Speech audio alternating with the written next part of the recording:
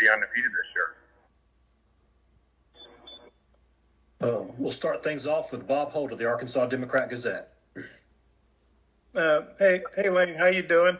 I wanted to ask you about Hudson Clark. Arkansas's DB, number 17. He's the guy that had the 3 picks back in 2020, and 5 years later, he's still on the team. He had a pretty good game last week. If you've noticed on film, I was wondering how he looks, and just what do you think about, this guy, the kind of career he's carved out after that kind of unexpected game he had back in 2020?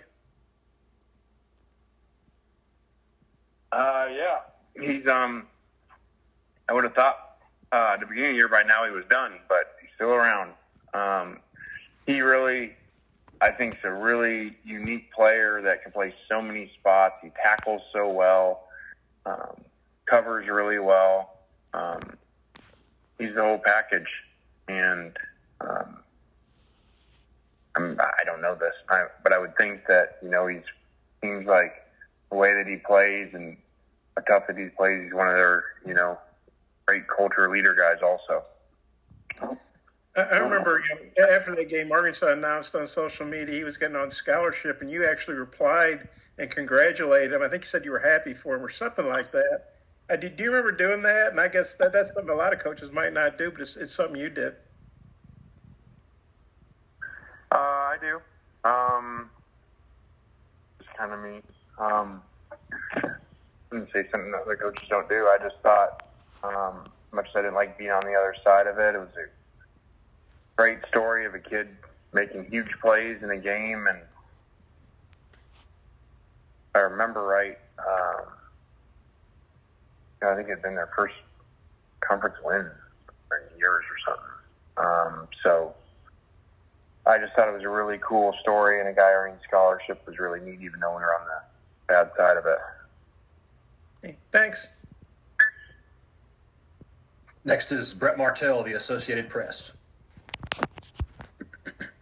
Hey, Coach. Wanted to check in with you on the we're reviewing the 2023 fine structure for rushing the field, just because I guess Ole Miss had to pay LSU $100,000 last year, and they had to pay you back $250 this year. How do you think that new structure has worked out in your experience since last football season? And do you think, or what is the practical effect, if any, of having the money go to the visiting program? Well, I didn't know that. So thanks for sharing that. It's hard to comment because I didn't know that. So you're saying we got $250,000 from LSU? They're gonna have to pay the Ole Miss athletic program that much because it was their second fine in the calendar year, and the money goes to the visiting team under the 2023 fine structure. But obviously, since that structure came on, I mean, I do think it does. I do. As it was happening, I was obviously upset about the loss, and game we should have won so many ways. And then I did have a moment when they were rushing the field and running by us and everything, saying, at least we've changed the Ole Miss program from when we got here, that LSU and Tiger Stadium rushes the field, beating Ole Miss. So for a second I was like, well, at least our program's changed from where it used to be. Yeah. So do you think the policy is effective? I mean, in terms of limiting the amount of time that happens? Doesn't sound like it. And for some reason, I feel like they did that the last time we played there and they won. I feel like this happened. So it must not be working real well. Thanks so much. Yep. Next is Sam Hutchins of the Jackson Clarion Ledger.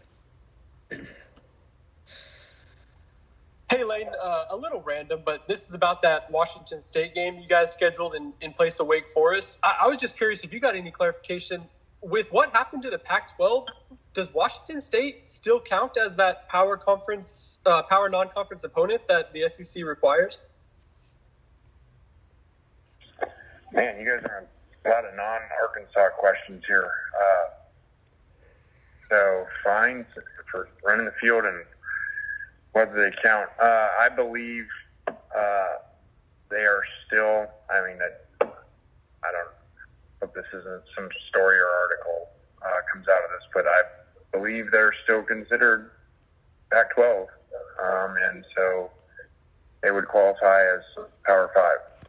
But I'm not 100% sure of that, but I think that was the case. Thank you.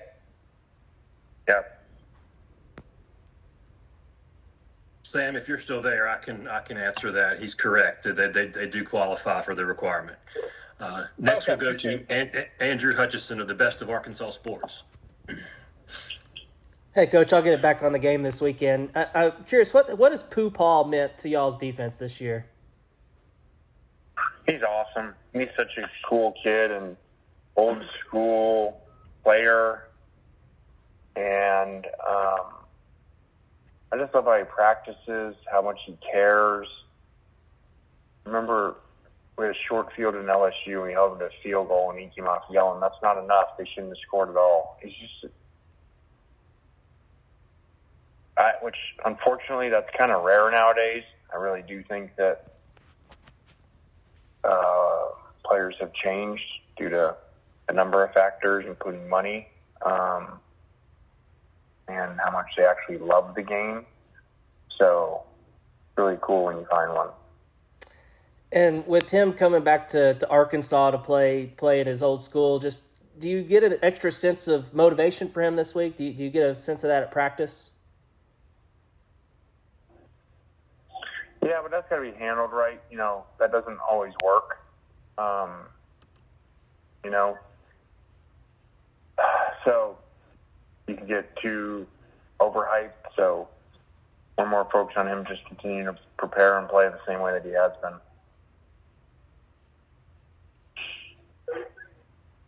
Next, we'll go to Tom Murphy of the Arkansas Democrat-Gazette. Lane, good news. You won't have to wear that thermal vest contraption. I think it's supposed to be 71 degrees, but maybe rainy. Have you looked into that any?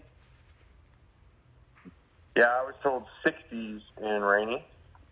But, yeah, that would be better than that last time in the hunting gear. So, we'll see. All right. And then what have you seen from Arkansas's defensive scheming this year and what they're doing defensively? I think they do a really good job of knowing what they do. You know, they don't do a million things, but they do them really well. So I think that they're coached really well. The coordinator and their whole staff's done a great job. All right, Coach, thank you very much. We appreciate it. All right, guys. Have a great week.